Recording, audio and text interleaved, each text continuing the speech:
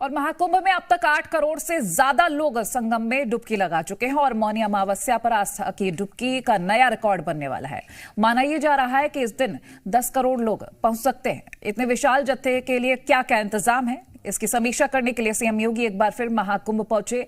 योगी ने aerial survey किया और सीएम योगी ने महाकुंभ आयोजन में लगे अफसरों के साथ बैठक की और मौनी अमावस्या के स्नान को लेकर दिशा निर्देश दिए। एक रिपोर्ट दिखाते हैं।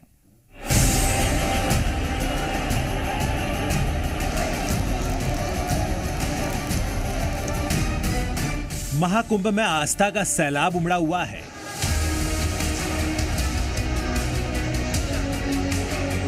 महापर्व में हर दिन लाखों करोड़ों सनातनी संगम में डुबकी लगा रहे हैं।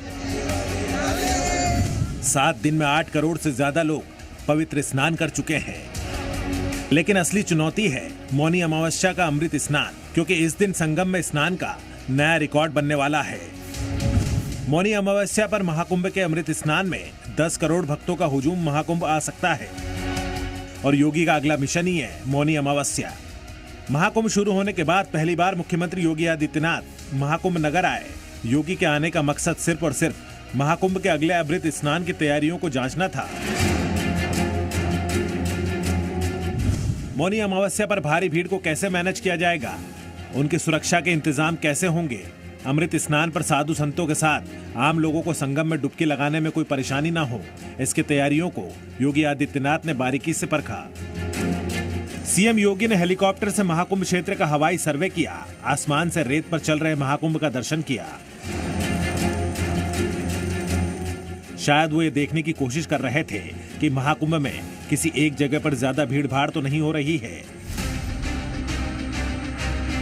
मौनी अमावस्या के अमृत स्नान को लेकर योगी आदित्यनाथ ने मेला अधिकारियों और पुलिस प्रशासन के साथ समीक्षा बैठक की। इस दौरान उन्होंने कई निर्देश दिए, जिसमें श्रद्धालुओं की सुविधा को देखते हुए बसों की संख्या बढ़ाने पर जोर दिया। महाकुंभ के हर सेक्टर में 24 घंटे बिजली और पानी की सप्लाई के निर्देश, घाटों की बैरिकेडिंग करने को कहा, दूसरे राज्यों और शहरों के लिए और ज्यादा ट्रेन चलाने का निर्देश दिया। साथ ही पूरे महाकुंभ नगर में मोबाइल नेटवर्क मजबूत करने का भी आदेश दिया।